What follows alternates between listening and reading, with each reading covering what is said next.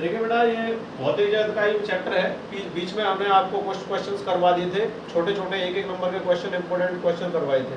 ठीक है, तो लगभग 25 क्वेश्चन आपको करवा दिए थे। ये ध्यान रखें प्लीज़ कि इसमें जितने भी हम आपको टॉपिक्स करवा रहे हैं फर्स्ट चैप्टर में या उससे पहले हमने जो भी टॉपिक्स करवाए हैं, उनकी एक फेयर कॉपी बनाएं और फेयर कॉपी पर वीडियो में से पूरा पूरा लिखें। ठीक है, यही सफिशिएंट है। ये मान लीजिए आप जैसे हम क्लास में पढ़ाते हैं उसी तरीके से वीडियो बना करके आपको सेंड कर रहे हैं। ठीक है, तो ये ध्यान रखें आप कि एक कॉपी बनाएं और कॉपी में टॉपिक वाइज और क्वेश्चन वाइज जो भी हम आपको लिखा रहे हैं उन वीडियो को क्रम वाइज से आप जो है उनको उतारते रहें। ठीक है, तो अब ये आगे का जो टॉपिक है, कुछ टॉपिक्स इसमें बचे हुए हैं, वो टॉपिक्स भी आपको करवाए जा रहे हैं। तो देखिए टॉपिक क्या है कि भौतिकी एवं प्रौद्योगिकी। तो भौतिकी तो जानते ही आप, तो भौतिकी की हमने परिभाषा आपको बता दी थी। प्रौद्योगिकी, प्रौद्योगिकी का मतलब है टेक्नोलॉजी से। तो इसको इंग्लिश में देखिए कहते हैं भौतिकी एवं प्रौद्योगिकी को physics and technology, physics and technology. ठीक है, अब ये क्या है कि भौतिकी का प्रौद्योगिकी क्षेत्र में या टेक्नोलॉजी क्षेत्र में क्या उपयोग है और वहाँ से क्या क्या ऐसी चीज़ें मिलती हैं जिसका उपयोग हमारे डेली लाइफ में होता है या हमारे जो पूरे वातावरण में है। तो वो चीज़ें हमें देखनी है कि टेक्नोलॉजी में फिजिक्स का कैसे उपयोग हो रहा है। तो वो चीज़ यहाँ पर देखिए मैंने लिखा है, क्योंकि ये थ्योरेटिकल पार्ट है और कॉपी में लिखवाना पड़ता है आपको, इसलिए मैंने पहले से इसको लिख दिया थोड़ा सा। ठीक है ना, अपनी लैंग्वेज में लिखा है। ठीक है, और अच्छी ढंग से लिखा है इसको। तो उसमें क्या है कि आप वीडियो वाइज अपनी कॉपी में, फेयर कॉपी में उतारते चले। ठीक है, तो मैं एक एक वर्ड को एक्सप्लेन करता हुआ चल रहा हूँ यहाँ पर। देखिए भौतिकी के सिद्धांतों, अब भौतिकी के जो सिद्धांत हैं, बहुत से सिद्धांत हैं। अब जब आप 11th में पढ़ेंगे, 12th में पढ़ेंगे, बीएससी पढ़ेंगे, फिर एमएससी पढ़ेंगे, फिर आगे चल के रिसर्च करेंगे, तो हमारी ये टेक्नोलॉजी के क्षेत्र में फिजिक्स का उपयोग आएगा। तो भौतिकी के सिद्धांतों एवं नियमों का उपयोग करके बहुत सी युक्तियां विकसित की गई हैं। अब युक्तियां बनाई गई हैं, बहुत सी डिवाइस बनाई गई हैं। जैसे आप जानते हैं कि टेलीविजन है, कंप्यूटर है, ठीक है, और रेडियो है टेक्नोलॉजी क्षेत्र में। ठीक है, और आपके क्या है, सैटेलाइट है। बहुत सी ऐसी चीज़ें हैं, जो परमाणु बम है, ये सब चीज़ें किस में आते हैं, टेक्नोलॉजी क्षेत्र में आते हैं।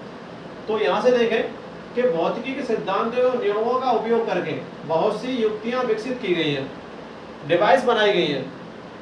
ठीक है, तथा बहुत से यंत्रों और उपकरणों को बनाया गया है। बहुत से यंत्र बनाए गए, जैसे ट्रांसफॉर्मर है, बिजली जिसमें क्या है, ट्रांसफॉर्मर बिजली पर काम करता है, एसी करंट पर काम करता है, डीसी पर काम नहीं करता।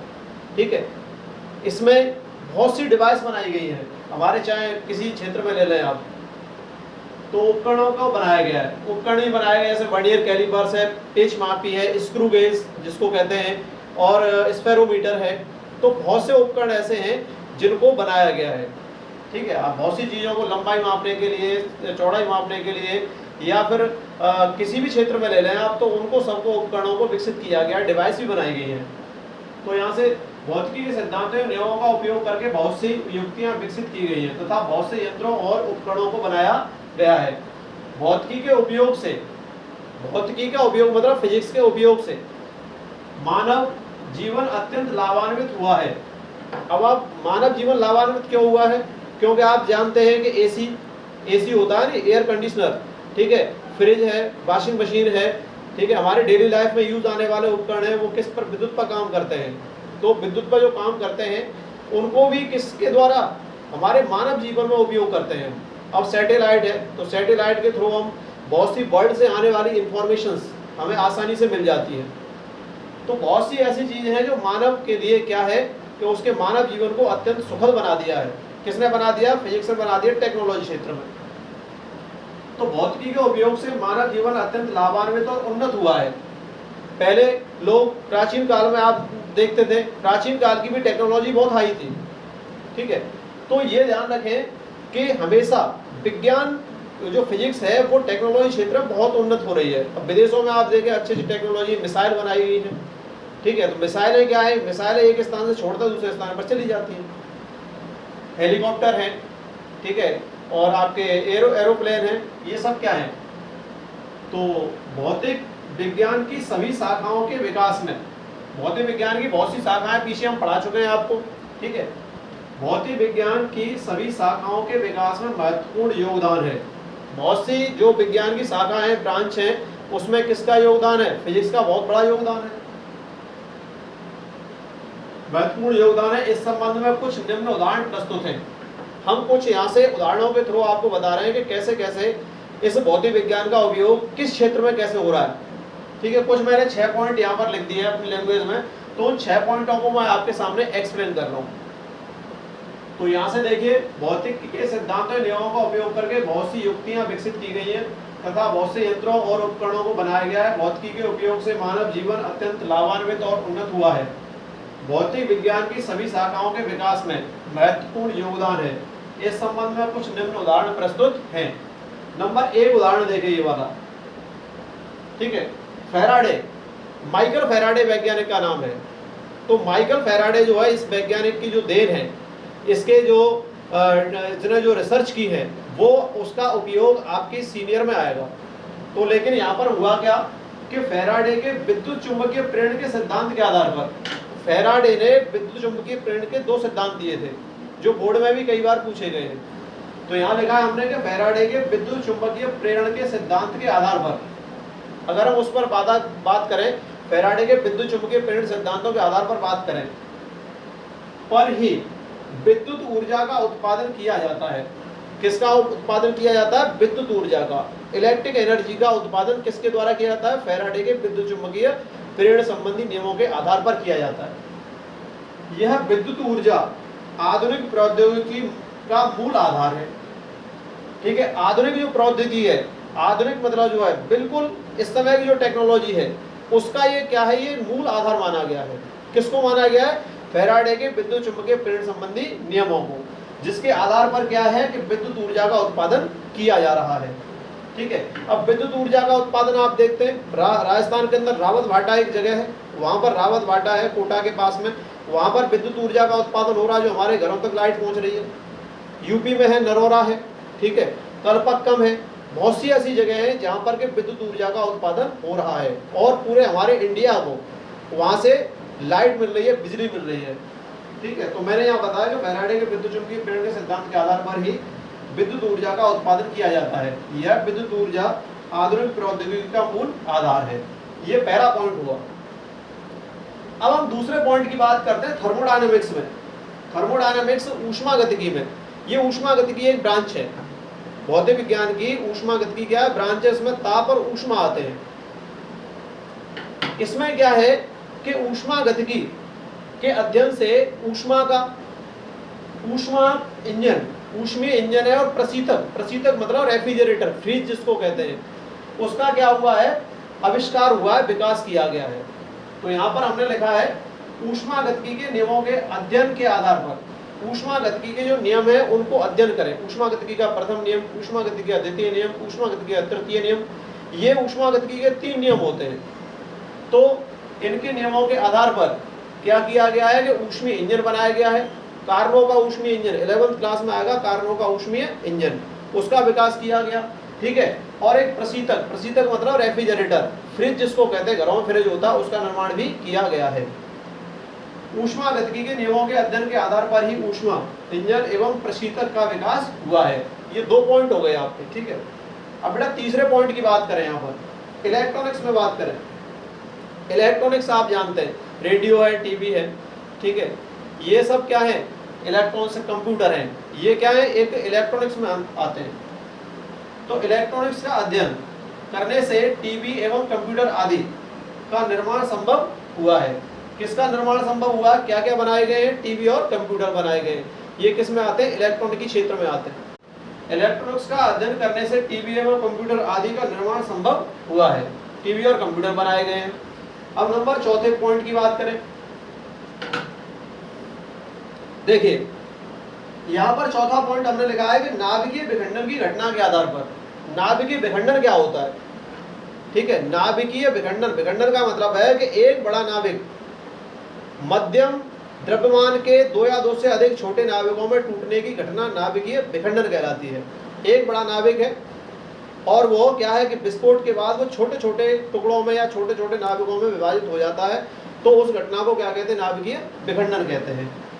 तो नाभिकीय विखंडन की घटना के आधार पर ही परमाणु बम, ये नाभिकीय विखंडन पर आधारित क्या है? परमाणु बम है। और नाभिकीय संलयन, संलयन मीन्स होता है जुड़ना। तो नाभिकीय संलयन की घटना कहाँ होती है? सूर्य में होती है। हाइड्रोजन के जो समस्थानिक मिलकर के किसका निर्माण करते हैं? हीलियम का निर्माण करते हैं। और हीलियम के आधार पर ही क्या बनती है? हाइड्रोजन बम बनती है। तो हाइड्रोजन बम किस पर आधारित है? नाभिकीय संलयन पर। और परमाणु बम किस पर आधारित है? नाभिकीय विखंडन पर।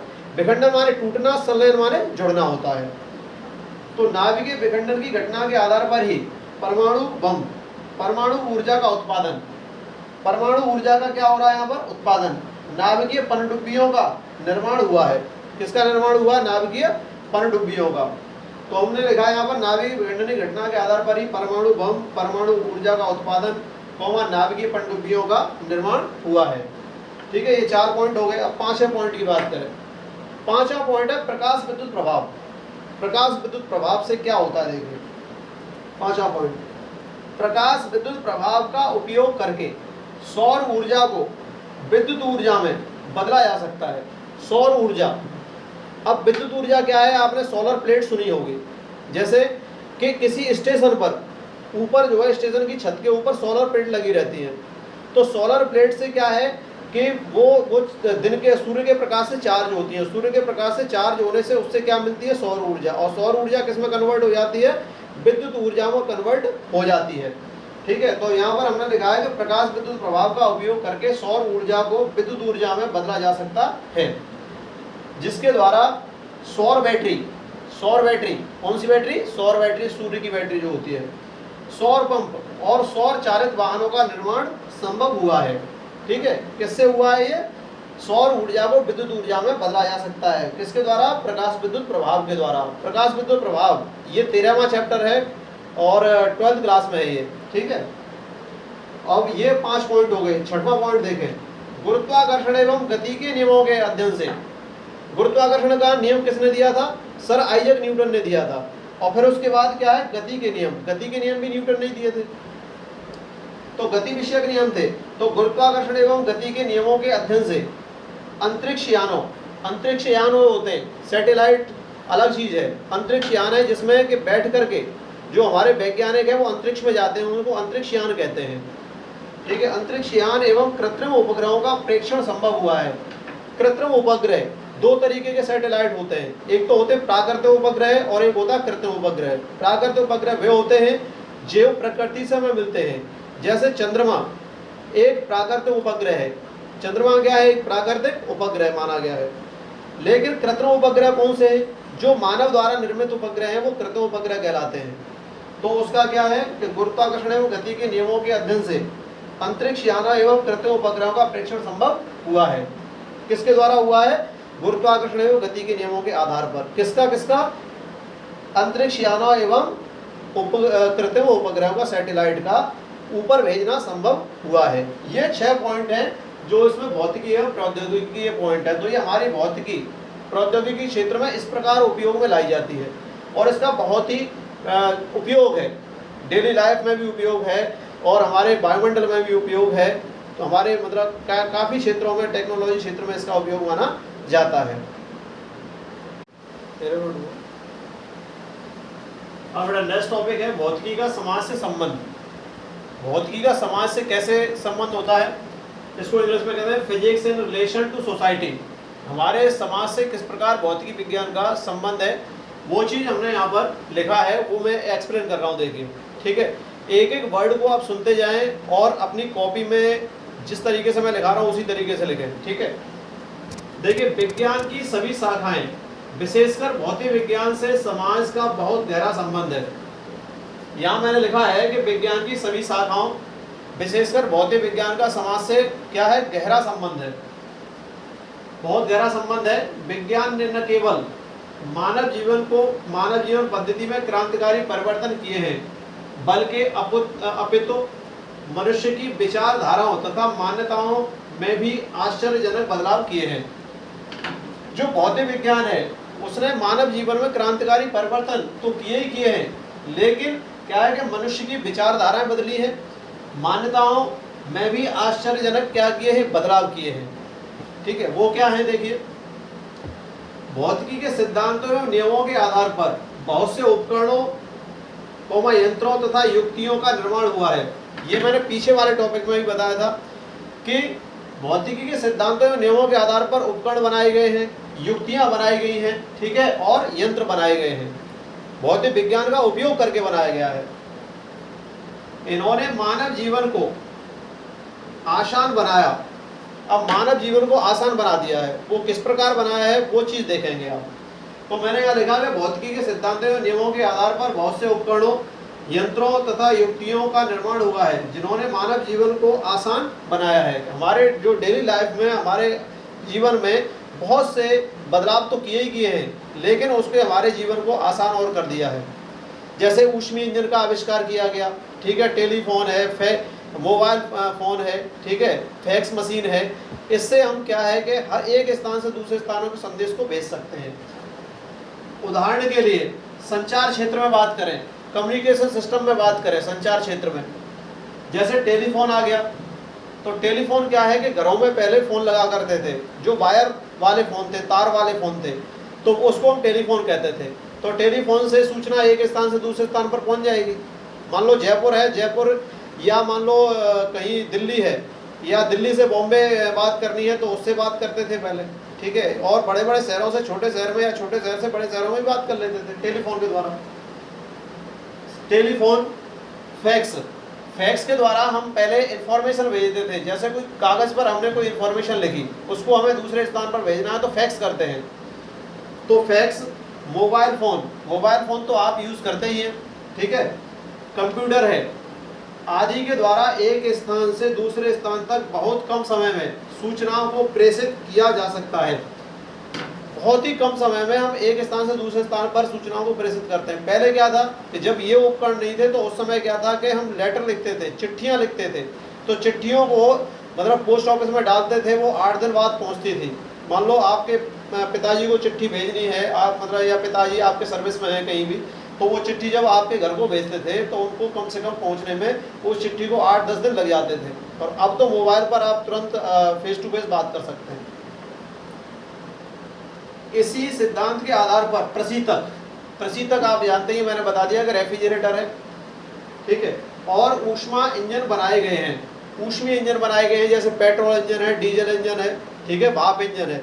भाप इंजन का आविष्कार जेम्स वाट ने किया, और आप जानते हैं कि भाप इंजन है तो उससे क्या है कि क्या चलता है, ट्रेन चलती है, ठीक है। डीजल इंजन है, डीजल इंजन से कार है, ठीक है, और बस भी है और ट्रक भी है, ये चलते, ठीक है। पेट्रोल इंजन है, इससे ही पेट्रोल से क्या है, पेट्रोल से आपकी मोटरसाइकिल चलती है, स्कूटी चलती है, और भी मतलब कार है वो भी चलती है। तो इंजन कितने प्रकार के हुए, भाप इंजन है, ठीक है, भाप इंजन हो गया, और इसमें पेट्रोल इंजन हो गया और डीजल इंजन हो गया। तो ये मुख्य रूप से 3 प्रकार के इंजन हुए, बनाए गए, जिससे यातायात भी सुविधाजनक हुआ है। तो यातायात पहले पैदल चलते थे लोग, और काफ़ी समय में एक स्थान से दूसरे स्थान पर पहुँचते थे। अब तो क्या है कि आप कार में बैठे और आराम से एक स्थान से दूसरे स्थान पर पहुँच जाए। तो ऊष्मीय इंजन का आविष्कार हुआ गया। घरेलू उपकरणों जैसे बल्ब है, पहले क्या था, लैंप चला करती थी पुराने ज़माने में, तो लैंप से प्रकाश हुआ करता था, तो क्या है, बल्ब बनाया, बल्ब है, पंखा है। हमारे डेली लाइफ के घरेलू उपकरणों में देखें, घरेलू उपकरण जैसे बल्ब है, पंखा, प्रेस जानते हैं जो कपड़ों में प्रेस करते हैं, हीटर है, ठीक है, माइक्रो ओवन है, आदि के निर्माण से मनुष्य को काम करने की सुविधा हुई है। ये बनाए गए बल्ब है, पंखा है, प्रेस है, हीटर है, माइक्रो ओवन है, आदि के निर्माण से मनुष्य को काम करने में सुविधा हुई है। इनके द्वारा आसानी हो गई है। भौतिक विज्ञान के आधार पर कुछ अंधविश्वास भी हटे हैं। जैसे पहले लोग अंधविश्वास करते थे कि साहब सूर्य ग्रहण हो गया है, चंद्र ग्रहण हो गया, ठीक है, या फिर इंद्रधनुष बन गया, तो ये अंधविश्वास था लोगों का। तो अंधविश्वास अब हटा है, किसके द्वारा हटा है, कि फिजिक्स के द्वारा हटा है, भौतिक विज्ञान के द्वारा हटा है। तो भौतिक विज्ञान के आधार पर अंधविश्वास से भी पर्दा हटा है। हमने लिखा पर्दा हटा है।